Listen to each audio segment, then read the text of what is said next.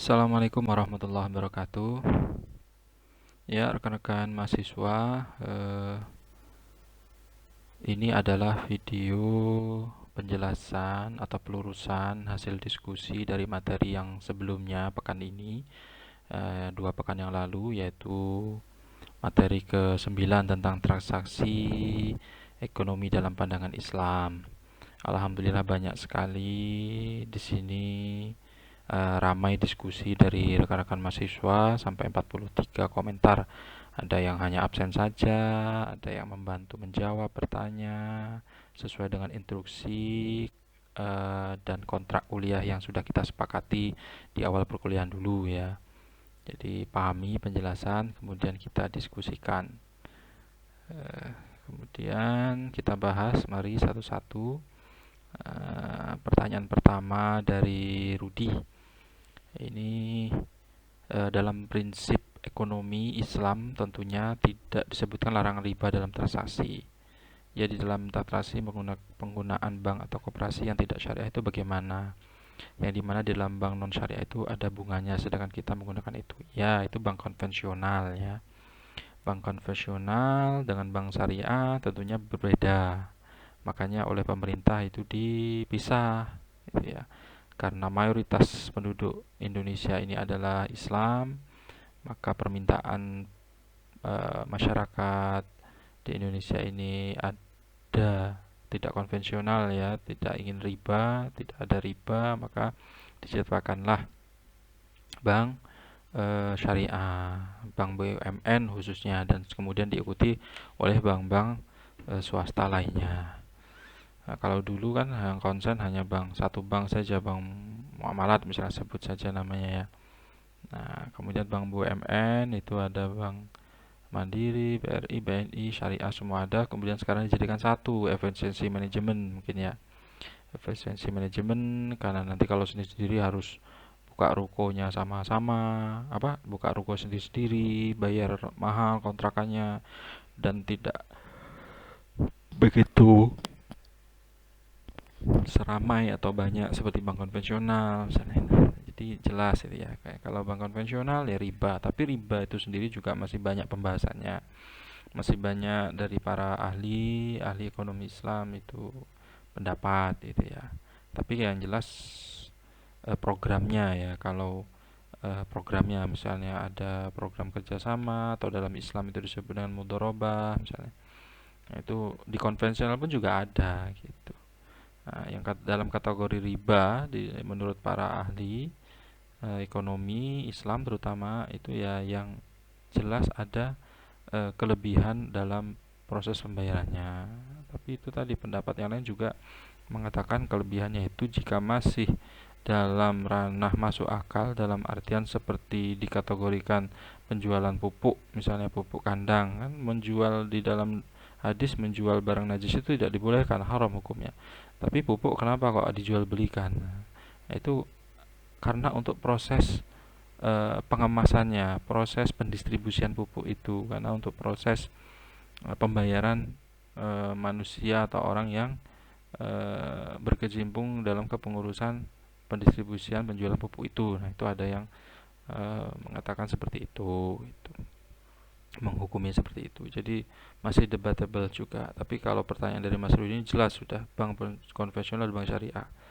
Jelas kalau konvensional ya ada kelebihan pembayarannya itu disebut riba. Kemudian dari Zuhana, bagaimana hukumnya jika seseorang mengambil barang dagangan dari seorang pedagang yang menjualnya kembali dengan harga yang lebih tinggi agar bisa melunasi hutangnya kepada pedagang tersebut? Selama itu masih dalam tahap wajar, itu sah-sah saja. Toh manusia itu kan sudah diberi anugerah akal, pikiran untuk berpikir. Nah, makanya di dalam Quran surat An-Nisa ayat ke-27 insyaallah itu yang membahas tentang 73 An-Nisa ayat 29, mohon maaf. Nah, An-Nisa itu di dalam Al-Qur'an surah ketiga ya. Ayat-ayat ke-29. Di situ kan ada firman Allah, antakuna tijaratan antara minkum. Tijaratan antara minkum. Jadi perniagaan yang berlaku dengan suka sama suka di antara kamu. Dalam artian di sini saling ridho. Saling ridho, belinya mahal kemudian dijual belinya murah dijual mahal. Nah, itu juga jangan kita melihat dari kacamata itu saja. Banyak juga kok jual beli itu yang belinya mahal jualnya murah. Waktu beli barangnya masih jarang, pas mau jual lagi barangnya sudah banyak, harganya sudah turun gitu kan. Nah, apalagi saya punya saudara itu yang punya pom bensin.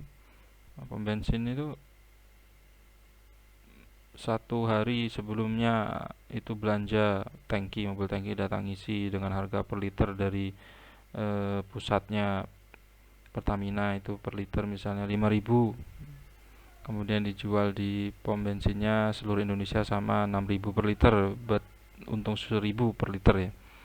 Kemudian keputusan presiden eh, jam 12 malam berubah harga BBM menjadi 5.000 atau 4.000 bahkan.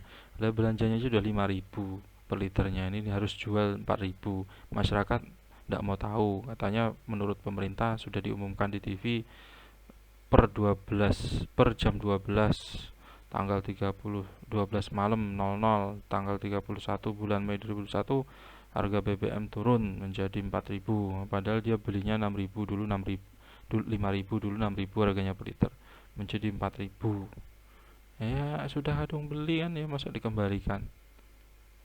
Nah, tuh jadi jangan melihat dari sisi si penjual untung. Kita sebagai penjual ya, kita sendiri mengukur diri sendiri menjadi penjual kemudian mengalami hal tersebut, gimana itu maunya jualan mencari nafkah untung malah rugi kan gitu.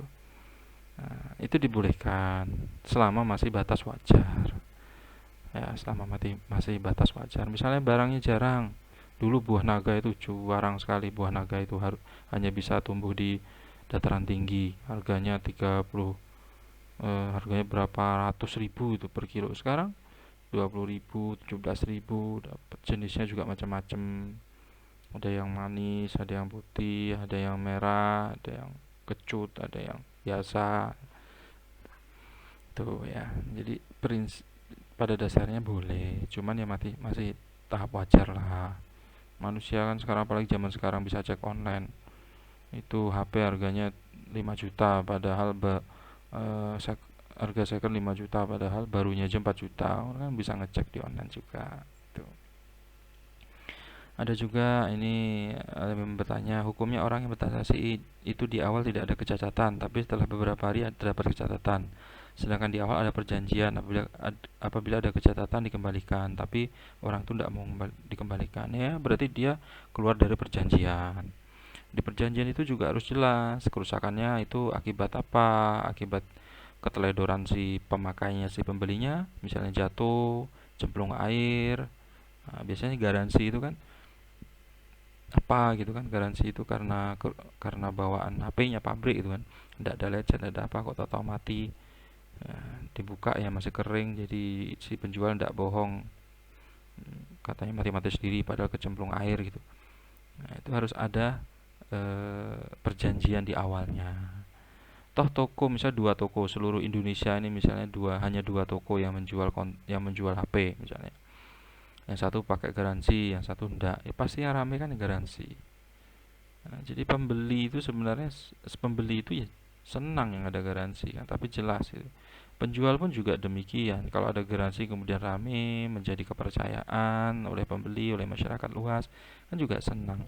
Artinya kan dari Quran surat An-Nisa ayat 29 tadi itu saling ridho itu kan betul, benar.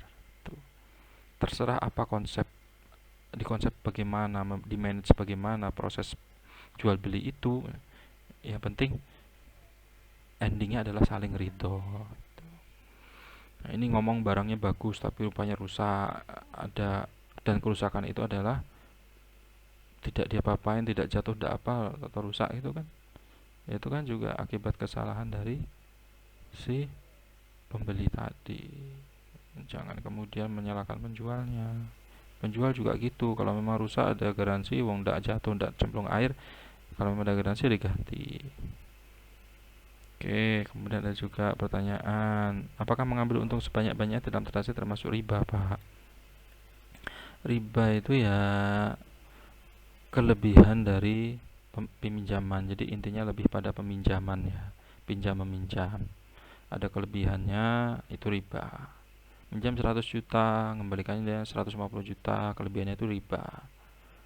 Nah, tapi kalau menjual, untung sebanyaknya, menjual transaksi, menjual itu enggak. Nah, misal saya beli cash misalnya, rumah atau mobil saya beli cash, kemudian saya beli cash 100 juta, kemudian saya jual 150 juta dengan cara dicicil. Nah, itu kelebihannya itu yang 50 juta itu riba.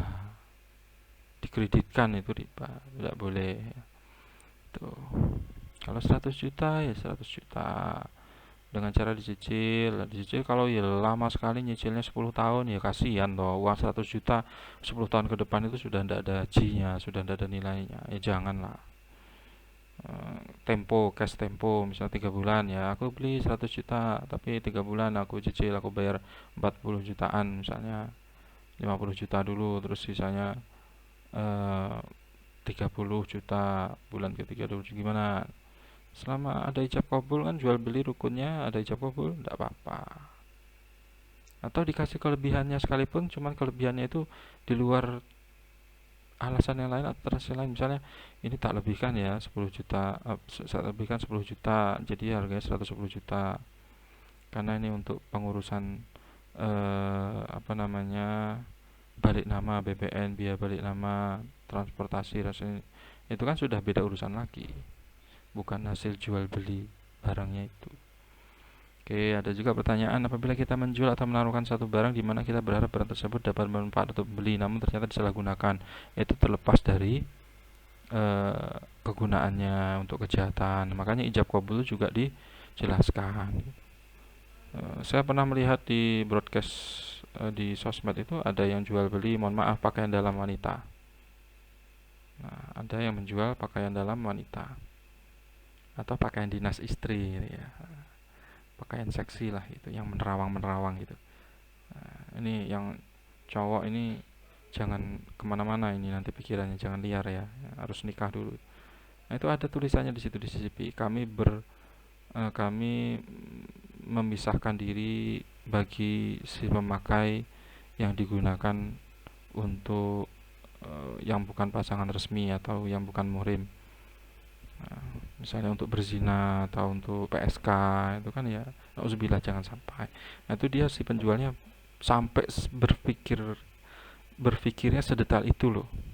Dia menjual pakaian itu baik gitu ya, untuk dipakai memang, apalagi untuk menyenangkan suami.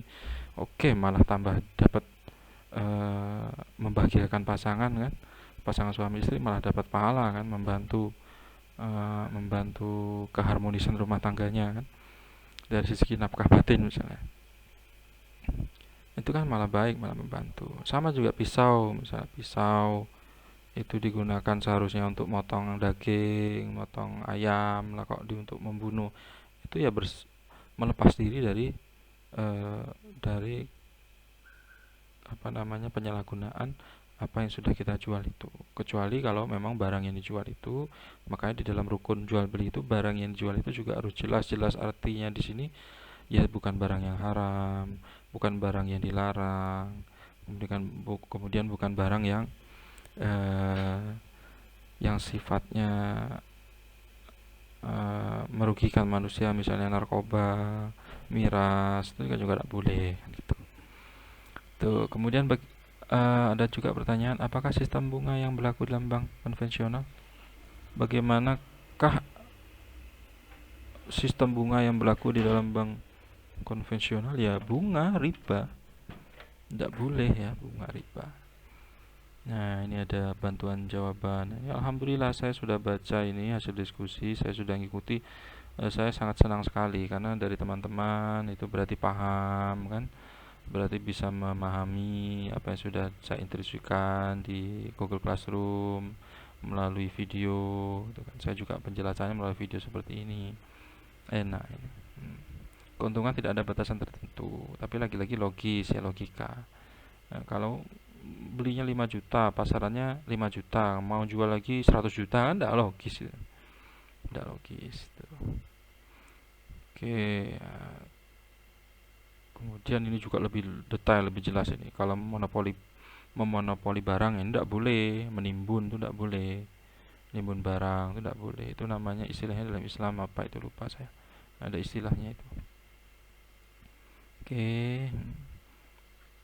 Transaksi poin kedua diberikan nilai harus seimbang antara penawaran dan permintaan. Nah, bagaimana apabila penawaran diberikan terlalu banyak atau tidak wajar, seperti pelanggan yang menawar harga terlalu rendah, ya tidak boleh. Itu, ya kan saling ridho. Kalau memang tidak ridho, eh, ada yang nawar lebih rendah, ya tidak usah. Jangan apa? Ya, sampaikan dengan yang baik. Oh, belum bisa Pak. Ini pasarannya sekian, saya lo belinya sekian. Kalau saya jual segitu ya rugilah. Itu. Ini barangnya ya insya Allah baik. Nah, silakan Bapak cari dulu di tempat lain, di lapak lain, di toko lain yang eh, se, se- sama lah atau selevel kondisi barangnya dengan yang saya jual ini, misalnya gitu kan enak. Dia sudah cari-cari ya karena saling butuh. Oh iya toh harganya sama di sana juga kurang lebih. Alah beda beda 100-200 ribu kok kayaknya kok bagus di sini barangnya daripada itu nanti tahu-tahu rusak pakai seminggu kan gitu. Sebagai pembeli itu kan ya kita segala sesuatu jika ingin melakukan sesuatu ya segala sesuatunya jika ingin melakukan sesuatu itu kembalikan kepada diri sendiri dulu. Itu kalau prinsip saya. Tidak mau disakiti ya jangan menyakiti, tidak mau diolok-olok ya jangan mengolok-olok, apalagi tidak mau ditipu ya jangan menipu. Itu kalau saya, prinsip saya itu. Jadi tidak mau beli barang yang rusak ya jangan menjual barang yang rusak kan gitu. Itu, semua itu akan dibalas oleh Allah. Sebesar biji zarah yang kecil setitik itu aja baik ya dibalas baik. Nah ini juga ada eh, jawaban ya, membantu menjawab. Ini dari Zuhana, pertanyaan Zuhana, mana Zuhana? Pertanyaan Zuhana. Nih misalnya hukumnya seorang mengambil barang dagangan menjual kembali lebih tinggi ya, untuk melunasi hutang. Ini ada ini Zuhana. Nah ini tidak apa-apa, tidak masalah dalam muamalah. Tapi syaratnya barangnya harus dipindahkan dari tempat pedagang besar tersebut sebelum dijual kembali. Nah, jadi maksudnya itu ya jangan di lokasi si penjual awal lah gitu. Misalnya saya beli apel di toko buah itu, saya beli 7.000 per kilo. Kemudian ada orang yang datang lagi pembeli sampai tawarkan misalnya, ini berapa? Oh ini saya jual 20.000 per kilo. Orangnya mau, janganlah menyakiti penjual yang pertama tadi sampai beli itu. Tuh ya itu bagus. Itu kan berakhlak juga kan dalam bermuamalah ekonomi jual beli. Oke. Barang dagangan tersebut harus memiliki pemilikan yang benar meskipun harganya belum dibayar. Jadi walaupun belum dibayar, misalnya saya jual gurami gitu ya. Saya punya gurami di rumah itu, saya ternak gurami. Nah, kemudian diambil oleh pengepul ya, pengepul tetangga itu pengepul diambil sama dia berapa 4 ton misalnya. Nah, dibawa ke Jakarta. Nah kan dia sendiri belum punya uang. Kalau dia punya uang ya mungkin langsung dibeli saya langsung dibayar. Tapi dia sendiri masih babat, masih awal lah, belum punya uang. Ada dia harus ngirim dulu ke Jakarta. Jakarta juga harus nunggu sehari lah karena harus dijual dulu Jakarta di pasar Jakarta. Tunggu laku dulu ya kan nanti baru langsung ditransfer ke si pengepul, pengepul transfer ke saya petaninya misalnya gitu. Nah, itu ya biasanya itu berjalan maksimal seminggu, 1 pekan misalnya. Itu boleh, tidak apa-apa. Jadi barang tersebut dimiliki dengan pemilikan yang benar meskipun harganya belum dibayar tapi sudah deal per ekor atau per kilonya sekian, pasarnya sekian, kalau basah sekian, kalau kering sekian gitu. Itu boleh ya. Oke, tidak masalah. Jadi barang tersebut menjadi tanggungan si penjual ya karena sudah dibawa kan. Nah, misalnya menjualkan mobil temennya gitu nanti dapat komisi sekian persen atau dapat komisi jual 100 juta nanti dapat komisi 2 juta atau 5 juta misalnya. Tidak apa-apa dibawa. Kemudian ada kerusakan ya harus tanggung jawab penjualnya itu. Tuh. Oke, ini ada juga pertanyaan. Jika seorang telah memberi barang dagangan dengan sistem perdagangan online, ketika seorang tersebut telah membeli dan sudah konfirmasi barang, tapi datangnya tidak sesuai dengan yang diharapkan, lantas apa hukum pedagang tersebut? Ya batal, tidak sah, ya. Berdosa itu, yang diminta apa, yang dikirim apa, itu kalau sengaja. Kalau tidak sengaja kan biasanya bisa return kan, bisa return, bisa dikirim balik. Misalnya makanya pembeli lihat online kan, kadang saya kalau beli online itu juga saya klik itu yang misalnya kirim baliknya itu, atau ada asuransinya itu saya klik. Jadi asuransi itu jika nanti barang tidak sesuai saya kirim lagi itu tidak bayar, gratis gitu ya, dengan alasan-alasan tertentu. Nah sekarang itu jual beli online pun juga sudah canggih ya, sudah lengkap gitu. Ada apa namanya, penilaian bintang itu kan, eh, ya logikanya walaupun itu bisa dimanipulasi tapi kan itu paling tidak membantu penilaiannya. Ada apa namanya, ada penilaian dari pembeli, catatan, komentar itu kan, itu mempengaruhi kan itu. Sama dengan zaman Rasulullah sekalipun belum online itu kan, komentar para pembeli, para pelanggannya itu positif, makanya diberi gelar oleh orang-orang sekitar itu, atau Rasulullah dikenal dengan amanah, sidik, ya kan, terpercaya, tablik amanah, sidik, amanah, dengan gelar Al-Amin, saking amanahnya, saking jujurnya. Beliau pedagang, saking jujurnya terkenal dengan Al-Amin, lakop atau julukannya Amin. Oh, itu si Amin itu, misalnya gitu istilahnya kan. Misalnya Innalillahi Jiun telah meninggal dunia Pak siapa gitu ya. Misalnya misal Mas Fitra Muhammad misalnya. Oh, yang tukang azan itu ya kan gitu kan. Oh, yang anu toh, bakulan mobil itu. Mobil api-api loh ning kono, yang tukang juragan mobil itu toh, yang punya showroom itu toh, misalnya gitu kan. Iya, sana barangnya bagus-bagus, harganya agak miring. Kan itu kan manusia mati meninggalkan nama kan gitu. Nah, tinggalkanlah nama yang baik, berakhlaklah dengan baik gitu. Jadi kalau orang sudah pandangannya, jangkauannya jauh ke depan mikirnya, bahwasanya orientasi di dunia ini hidup hanya untuk Allah, beribadah, maka akan terjamin gitu. Tidak ingin saling menyakiti, tidak ingin menipu, saling membantu gitu.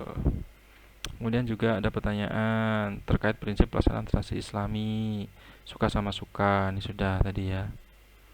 Ini sedangkan niat saya mau membeli barang tersebut guna membantu. Bertransaksi tidak atas dasar suka sama suka, gimana ya Pak? Ada anak kecil jual koran, saya membelinya tapi saya diminta koran tersebut. Niatnya membeli guna membantu supaya barang dagang itu terjadi. Oh itu boleh, itu berarti diniatkan sedekah gitu ya, sedekah atau memotivasi gitu ya. Jadi kalau dia tanpa membeli koran, memberi dia, nanti dia jadi malas gitu ya. Nah, dengan dia jualan koran, dia juga tidak ingin meminta, kan indah gitu ya. Dia ingat si anak kecil itu tidak ingin menjadi peminta, pengemis, dia jualan koran. Nah, kemudian yang memberi juga sebenarnya tidak membutuhkan koran itu, tapi ingin membantu, kan indah gitu. Di satu sisi penjual koran tidak terdidik dengan sifat malas, di satu sisi juga si penjual ada rasa kasihan, rasa iba, ingin mensedekahkan, tapi dengan cara membeli koran itu tidak ingin percuma, cuma-cuma ya, tapi mendidik semangat juga itu agar cepat laku korannya, semangat dia jualan, itu kan mendidik mental si anak itu secara tidak langsung, mental berdagang gitu ya. Mendidik bagus, itu malah lebih bagus daripada, menurut saya, daripada memberi pada peminta, memberi ada peminta pengemis, memberi itu lebih mendidik dari yang menjual koran ini.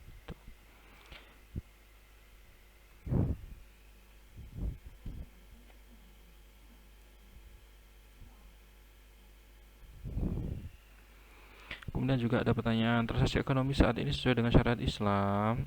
Ya, semua itu tergantung dari ilmu yang dipahami, ilmu pengetahuan atau pengetahuan yang diketahui dari setiap manusia itu.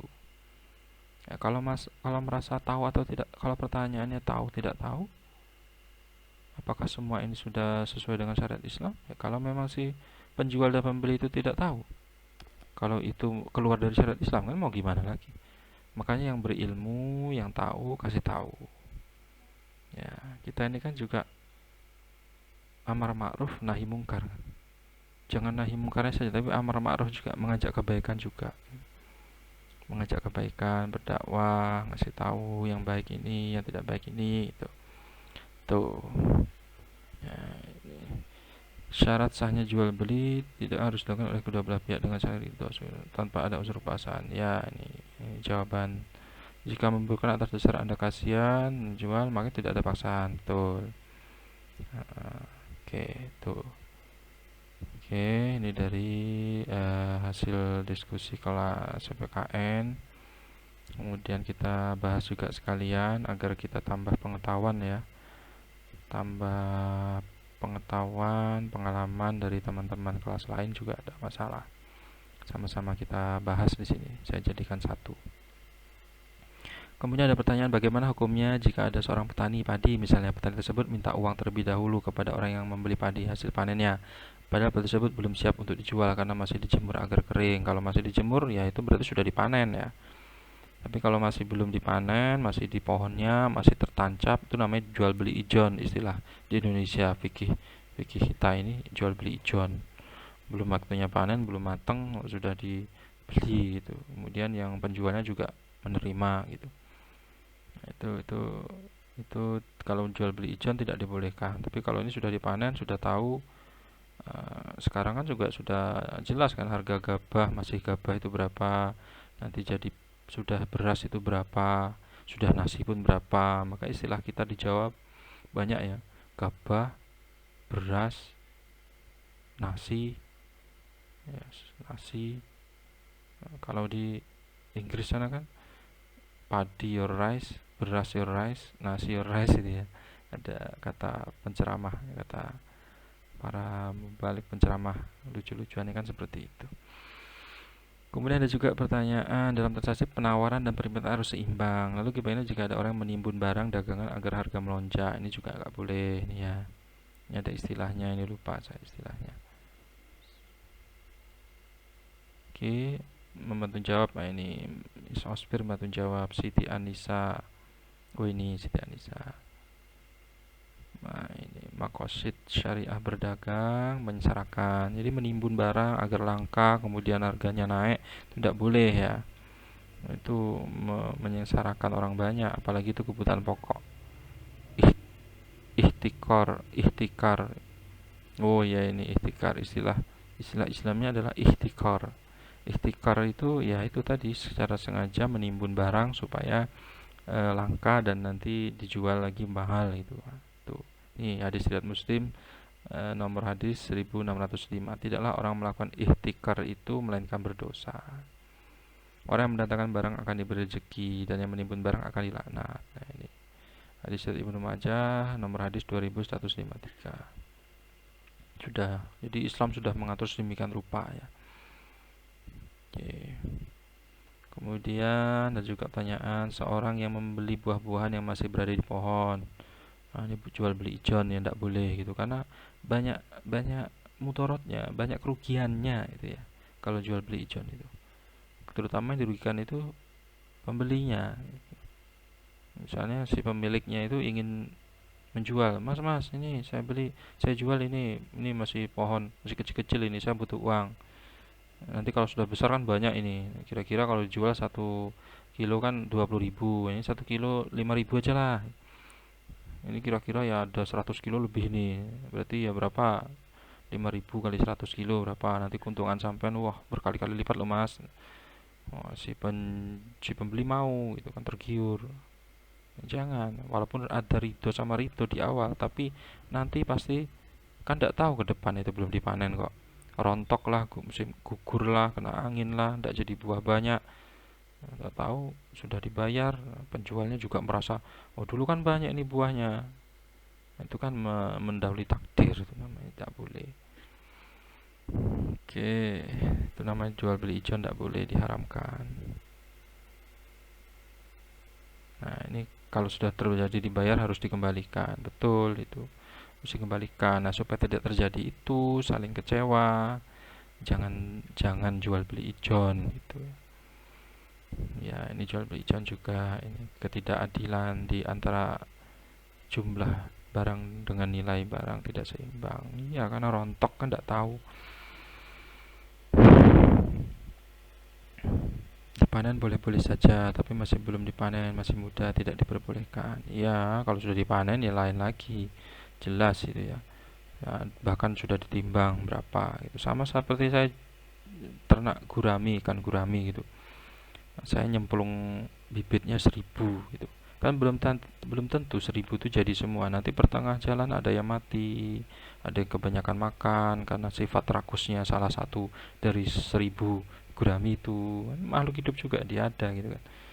Kemudian kekenyangan mati gitu kan. Berarti berkurang jadi 959.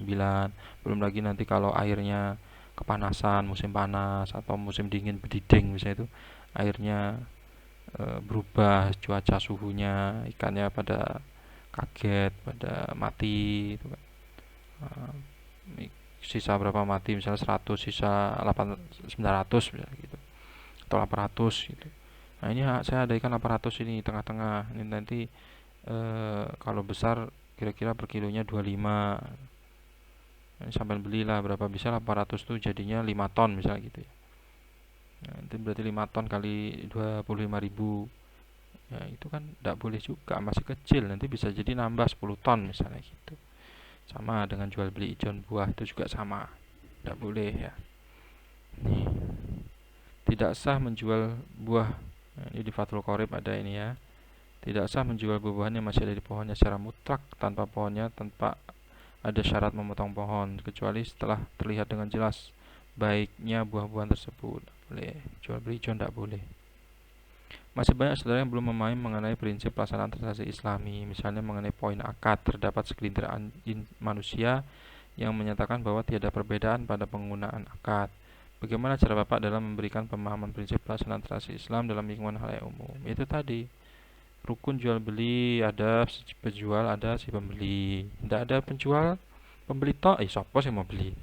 Tidak ada pembeli, penjual tok, siapa juga tidak terjadi jual beli ya. Jadi ada jual beli, rukun pertama, rukun kedua, barangnya jelas. Jangan yang sedang di pohon, jangan yang masih pentil, masih kecil. Jangan jual beli ijon, jangan jual barang yang tidak jelas barangnya. Ini saya jual mobil, tapi masih di Singapura mobilnya ini. Nah, ini fotonya. Padahal fotonya foto Ferrari misalnya. Nah, yang dijual di Singapura yang tidak jelas, menipu, belum tahu juga dikirim atau enggak ke Ponorogo misalnya gitu. Itu ya barangnya harus jelas, barangnya juga bukan barang haram, bukan barang untuk kejahatan. Kemudian ijab kabul. Nah, ijab kabul di sini harus jelas juga kalau ada garansi ya harus jelas garansinya itu seperti apa yang bisa diklaim garansinya. Apakah masuk air atau semuanya, pokok rusak seminggu setelah beli, mau jatuh kayak mau kelindas mobil, mau kecemplung kompor, mau masuk air, kebakar dan sebagainya, konslet, diganti baru itu boleh, tidak apa-apa. Tapi kalau garansinya misalnya apa gitu, harus jelas perjanjiannya. Perjanjian jual belinya harus jelas.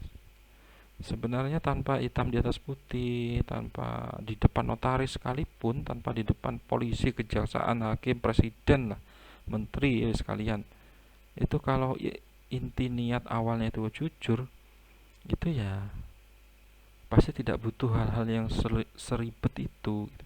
Cuman karena terjadi menjaga gitu ya, saling menjaga, karena sering terjadi penipuan, jadi perlukan perjanjian ijab kabul itu. Oke, itu ya udah habis. Kemudian dari kelas PAUD dan bahasa Inggris. Nah, bagaimana cara yang baik untuk menghadapi jika ada masalah dalam transaksi ekonomi menurut Islam? Ya diselesaikan baik-baik. Itu kalau sampai pengadilan sekalipun merasa tertipu, ya boleh diselesaikan di pengadilan. Nanti akan adil itu ya, secara diadili secara adil-adilnya. Hakim juga begitu, harus adil, jangan memihak sebelah, jangan mau disogok untuk membenarkan yang salah, mensalahkan yang benar. Nah, tatanan dunia itu akan hancur nanti ya. Kata siapa itu? Sunda Empire ya. Tatanan dunia akan hancur jika kerusakan terjadi, penipuan, kejahatan semakin marak. Ya betul, memang Islam itu sudah mengatur sedemikian rupa, agama apapun tidak ada yang memerintahkan kejahatan, tidak ada. Tuh. Dalam jual beli harus seimbang dan ikhlas. Lalu bagaimana apabila terjadi jual beli ataupun barter yang sebenarnya dari salah satu pihak itu dalam hati orang tersebut ada unsur terpaksaannya? Kalau memang ada terpaksaan berarti gugur sudah dari surah An-Nisa ayat 29 ini. Berlaku saling ridho, suka sama suka, itu berarti kan satu terpaksa loh. Tidak ridho berarti kan ya tidak boleh. Jangan mau lah. Kalau sampai tetap mau ya sampai siap dengan kerugian yang ditanggung itu. Tuh.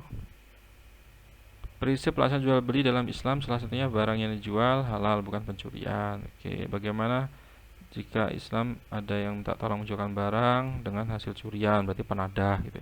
Jadi telusuri barangnya. Makanya jadi orang itu orang yang terpercaya lah. Biasanya kalau jual beli itu kan di toko terutama kan sudah jelas pelanggannya. Apalagi toko sudah lama itu kan sudah jelas. Atau misalnya toko legend ini gitu kan, saya dari kecil nganter ibu saya, sekarang saya sudah jadi mbah, ini toko masih ada, itu kan karena keberkahan, karena kejujuran, karena melaksanakan rukun jual beli, syarat jual beli yang sesuai yang islami, sesuai aturan menurut syariat Islam kan gitu. Pasti disitulah adanya keberkahan, maksudnya keberkahan di situ kan. Berkah itu kan tidak tidak diukur dengan satu sisi, suatu faktor saja. Kaya misalnya, berhasil, tidak aja, tapi sehat ya kan. Sama kayak halalan toyiban gitu. Makan itu harus makan makanan yang halal dan halalan toyiban, halal dan toyib baik. Halal itu belum tentu baik ya kan. Halal, pecel itu halal, tapi bagi orang yang punya asam urat tidak toyib, tidak baik, menjadi haram kalau menyiksa diri si pemakan itu. Makanya halalan toyiban selalu. Kacang mente itu enak, tapi bagi yang kelebihan urit acidnya, makan kacang-kacangan itu akan mengakibatkan asam urat. Sate itu enak, tapi bagi yang kolesterol itu tidak halal, tidak baik, tidak toyib. Halal itu makan sate, enak ya, tapi tidak toyib. Makanya harus halal toyiban. Sama dengan jual beli barang itu, barangnya jelas, jangan yang merugikan. Tuh, ada teman saya itu jualan apa eh, apa itu top up FF counter itu teman saya jualan, tanya ke saya, "Wah, saya ini jualan top up game-game anak-anak kecil itu yang membuat anak-anak kecil itu terlena, lupa sholat, lupa waktu. Dosa ndak saya ya?" Ya itu kan ukuran apa ya, itu hiburan ya, hiburan. Sama dengan musik, musik itu juga hiburan. Musik Islami justru ada yang musik mengingatkan kematian gitu. Nah, tinggal apa itu? Kalau dia nge-game sambil zikir gitu kan, ya berarti kan malah dapat pahala. Saya guyone gitu. Nah, lebih banyak diperhatikan saja di sekitarmu, yang beli itu lebih banyak mudaratnya atau manfaatnya. Kalau memang banyak mudaratnya ya sudah, tidak usah jualan itu, jualan yang lain, jual pulsa saja, tidak menyediakan. Karena itu sifatnya hiburan. Anak suruh belajar ngaji terus ya juga bosen lah gitu ya. Dan hiburan tuh juga seharusnya hiburan yang mendidik ya. Mungkin itu untuk game online kan kesosialannya, sosialnya si anak itu. Nah, zamannya sudah seperti ini, sah-sah saja. Tapi kalau saya pribadi sendiri itu ya lebih baik tidak jualan, jualan yang lain aja, karena banyak mutorot, menerlenakan si anak-anak itu. Oke, bagaimana tanggapan Pak Afif terkait dengan pembeli yang selalu menawar dengan harga rendah? Ya, lagi-lagi kalau merasa keberatan berarti tidak saling ridho, tidak saling suka, ya jangan dilaksanakan, jangan diteruskan. Solusi ini menanggapi ya. Ini solusinya dari pertanyaan Ayu Pujiati. Mana Ayu Pujiati? Bagaimana cara yang baik untuk menghadapi jika ada masalah dalam transaksi ekonomi menurut Islam? Oke, ini ditanggapi oleh Rizky. Jadi ada tiga. Jadi hak khiyar ya, hak khiyar pemilihan. mempunyai hak hiar, mempunyai hak untuk menentukan atau memilih beli apa enggak, terjadi proses penjualan jual beli atau tidak kan gitu. Nah, ini ada 3. Hiar tadlis, membatalkan karena barangnya cacat. Hiar aib, kurangnya nilai tersebut di kalangan ahli pasar. Misalnya tidak kayak payu gitu ya, tidak begitu laku di pasaran gitu. Hiar syarat, hak pilih yang dijadikan syarat kedua, yang dijadikannya syarat keduanya. Nah ini hiar syarat hak pilih.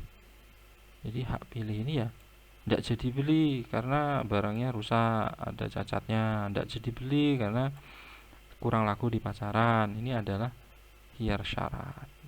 Apabila masyarakat memiliki permasalahan terhadap suatu transaksi, maka mereka bisa menyelesaikan dengan media al-sulhu, perdamaian. Tidak bisa damai sampai ke meja hijau, ya karena mencari keadilan.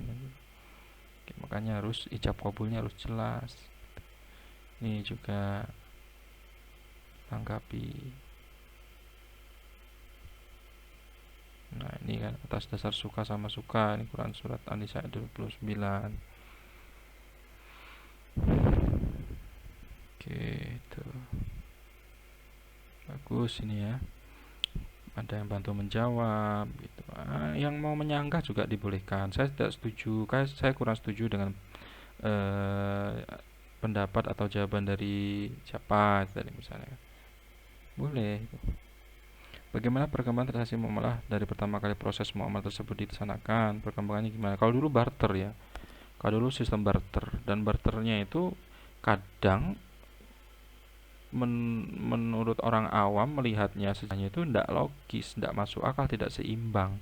Seharusnya tidak terjadi saling ridho. Misal apa? Misalnya di Tulungagung itu banyak yang apa namanya ternak ikan lele. Kemudian di Ponorogo banyak yang apa namanya itu home industry buat kompor itu misalnya. Nah, orang Tulungagung ini butuh kompor. Orang Ponorogo butuh ikan gurami atau ikan lele untuk dimasak dengan kompor itu.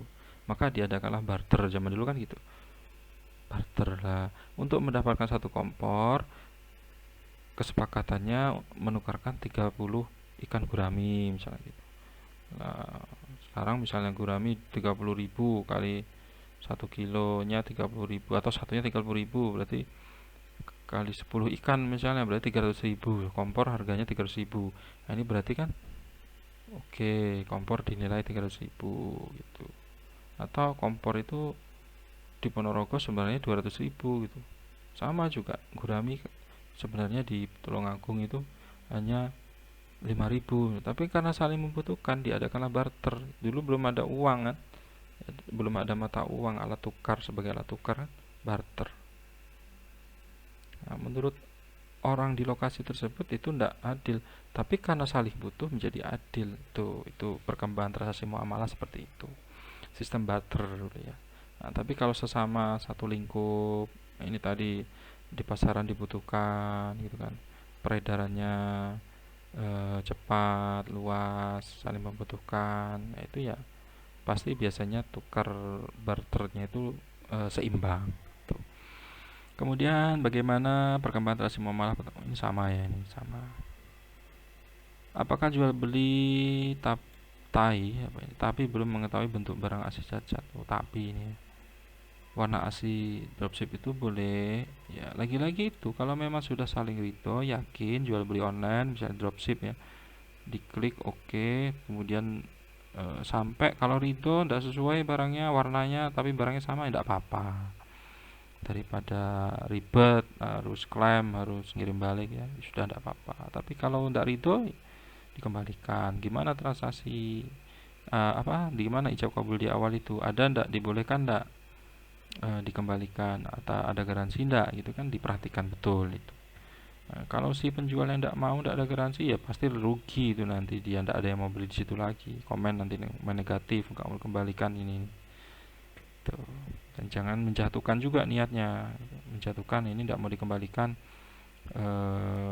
padahal mau dikembalikan, ngomong kok tidak, berarti tidak jujur itu. Nah, semua akan kembali kepada diri masing-masing.